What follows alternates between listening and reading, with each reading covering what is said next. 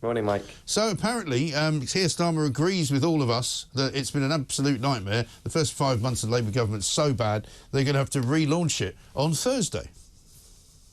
Well, I think he's obviously led to no choice in terms of doing this. It just seems like a really bizarre time to do it. Yeah. You'd have like the sort of honeymoon phase, and when you're sort of just got elected, and it seems clear that they've obviously not had that. But I think it goes down more than a reset. I think people want to see some clear principles and values in terms of what this Labour Party stand for, because to me they seem like they've served the purpose of policies that look really good on social media, or not really any sort of deep, clear principles. And I think they're really getting exposed a lot quicker than I think even critics like myself would have said prior to the election. I think they've been exposed a lot quicker than a lot of us expected. I think these 5 months have been pretty horrific, and considering what we've had in terms of the they have, and I think that they have actually set out this stall, and we do know what they stand for, and the things that they stand for, unfortunately, are not the things that most British people want them to stand for, which is punishing people who seemingly have done well in life, taking more tax money from those who are running businesses, making them pay more for national insurance, going after farmers, going after pensioners, going after people who are entrepreneurs, going after the non-dom super rich, as they would call them, all supposedly to bring more money in so they can give it all to the public sector. That's what they stand for. It just doesn't make any sense, because they're obviously taxing people who are higher incomes, in terms of more people that are in the wealthy bracket are leaving this country than coming in. We're the second highest group of people that millionaires are leaving from. So if those people don't exist in this country, they can't tax those people. So who are they going to tax next? Which is essentially you and I and everyone else in this country. Right. I think the real lack of understanding on the impact that this is having on working class people. I don't think they actually have any idea of what the life outside the UK looks like in terms of outside of London. I think they have no concept of the impact it has. And I think the farming thing is a really good example about this. They've been so obsessed, and they always talk about climate change. We've sort of COP29, and we've seen it with their general sort of how their whole, pretty much every single MP there almost seems obsessed with it. But then they're targeting a group of people that it would surely make sense to support. They could, if they really cared about climate change and this was their really big thing, then surely it makes sense to help the group of people who could produce food in our country, so that we don't have to go get food from outside. It would cut carbon emissions crazily. So there's so much hypocrisy. There's so much actually any detailed thought into this, because you would think just on that alone, farming would be so important for the United Kingdom, if they're so one of the things that are obsessed with the climate. This is one of the most infuriating things about this government, is that the money they're taking from the farmers, or what they project to take, which may not even be as much as this, is £500 million, which is not much when you consider the billions and billions of pounds they've spent already just since they've been in government. But we then found out, I think the week before last, that they're giving away £500 million to farmers abroad, in Africa, in Asia and in South America, in order to help them with their climate change targets. It's just absolutely insane.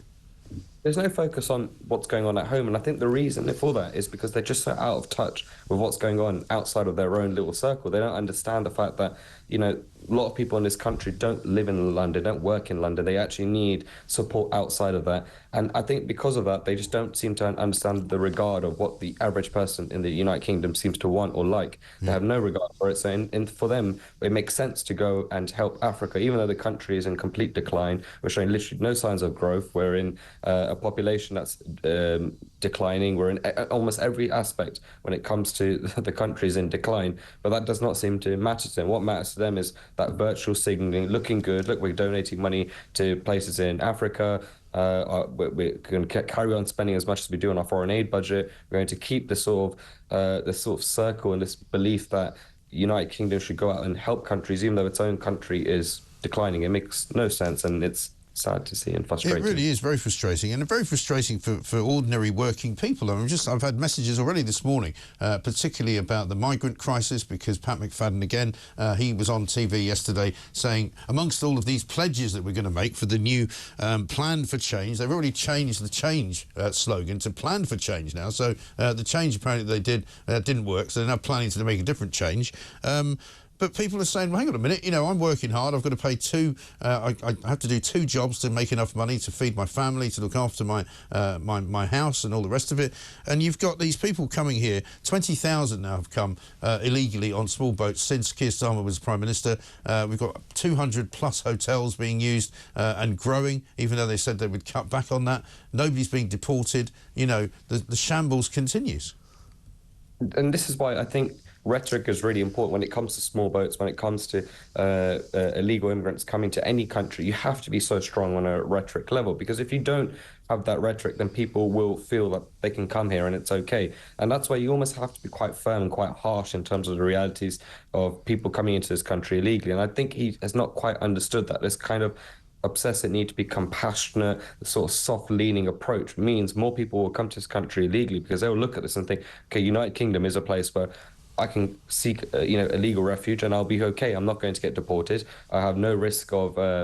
I essentially will get put up in a nice hotel if I pay the card sort of right. This sort of style is really, really dangerous, because you've got people in this country. We constantly talk about housing crisis.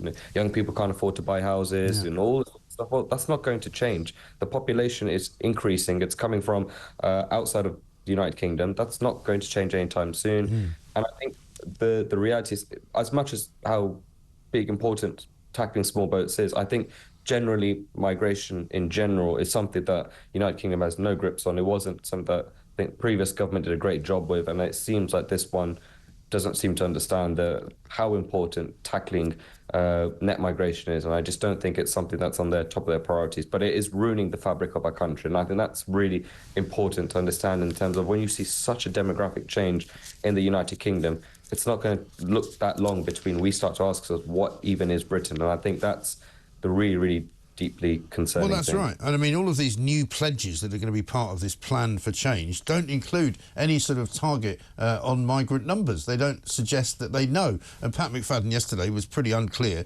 because he obviously doesn't want to put a target on it, because he knows it's probably unachievable. So instead, we're going to get these new milestone ambitions, which are going to include things like increasing the number of young children deemed ready to start school from 60 to 75%. I mean, it doesn't make any sense. They're going to build a load of houses, apparently.